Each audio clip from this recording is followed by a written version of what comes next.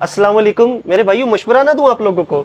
ईद के 10 दिन बाद ज़बा करवा लीजिएगा, कसाई भी सस्ता मिलेगा। अल्लाह करम करना, हर साल बुला लेना। अरे बिलाल भाई ले आए वेरा। यार बिलाल भाई इस दफा बड़ा छोटा बेड़ा लेके आए हो।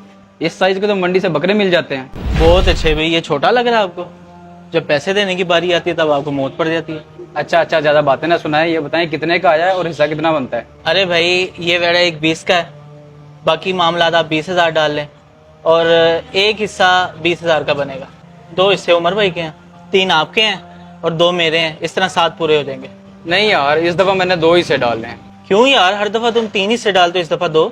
हाँ यार, हर दफा 3 हिस्से डाल तो लेता हूँ, लेकिन गोश्त रखने की जगह ही नहीं होती। घर में सिर्फ एक ही फ्रिज है, इसलिए इस दफा सोचा है कि 2 हिस्से डालूंगा और फ्रिज लूंगा एक। चलो ठीक है जनाब, इस दफा मैं 3 हिस्से डाल लेता हूँ। हमारे घर तो पहले से 2 फ्रिज हैं। मेरी बात तुम दोनों गौर से सुन लो, इस बारी मुझे पाए चाहिए। हर बार तुम लोग पाए पे कर्जा कर लेते हो, इस बारी लाज नहीं, मुझे 2 पाए चाहिए। अच्छा यार, ले नहीं पाए, रोना बंद कर।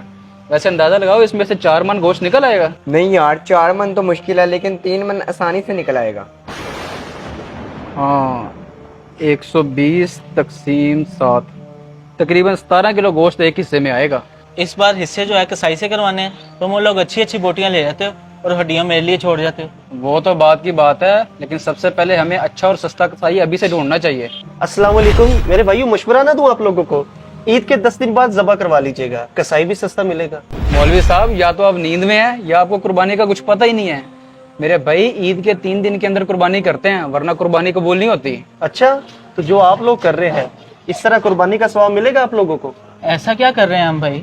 मैं सुन रहा था आप लोगों की गुफ्तगू जनाब। किसी को पाए चाहिए, किसी को अच्छी अच्छी बोटियां चाहिए और किसी को फ्रिज चाहिए। आप लोगों की बातों से तो मुझे ये जाहिर हो रहा है कि आप लोग अपने खाने पीने के लिए कुर्बानी कर रहे हैं, सुन्नत इब्राहिमी की नीयत से नहीं कर रहे। इसलिए मैंने आप लोगों को मशवरा दिया है कि ईद के 10 दिन बाद कर लीजिएगा। मौलवी साहब, आपको किसने कह दिया कि कुर्बानी का गोश्त बंदा खुद नहीं खा सकता? तो मेरे भाई खा सकते हैं, लेकिन नीयत का किबला तो दुरुस्त कर लो।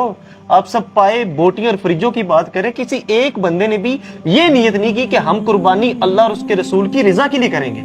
अल्लाह के बंदे जितना मर्जी बड़ा जानवर ले ले, नीयत अच्छी नहीं होगी तो उसका कोई फायदा नहीं। मैं ये नहीं कहता कि सारा गोश्त अगर आप खुद रख लें तो आप गुनाहगार होंगे, बिल्कुल जायज है, लेकिन यार उन गरीबों का भी तो ख्याल रखो जो सारा साल गोश्त नहीं खाते। कुर्बानी का मकसद ही यही है कि ताकि हम गरीबों तक गोश्त पहुंचाएं जो सारा साल नहीं खा सकते। इसलिए हमें चाहिए कि हम कुर्बानी अल्लाह और उसके रसूल की रजा के लिए करें, ताकि सुन्नत इब्राहिमी भी अदा हो और सवाब भी मिले। जी प्यारे भाई, आप बिल्कुल ठीक कह रहे हैं। हमें कुर्बानी गोश्त के लिए नहीं, अल्लाह की रजा के लिए करनी चाहिए।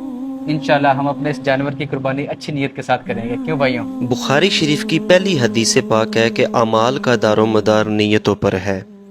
हमें हर नेक काम से पहले अपनी नीयत फ़कत अल्लाह की रज़ा रखना चाहिए।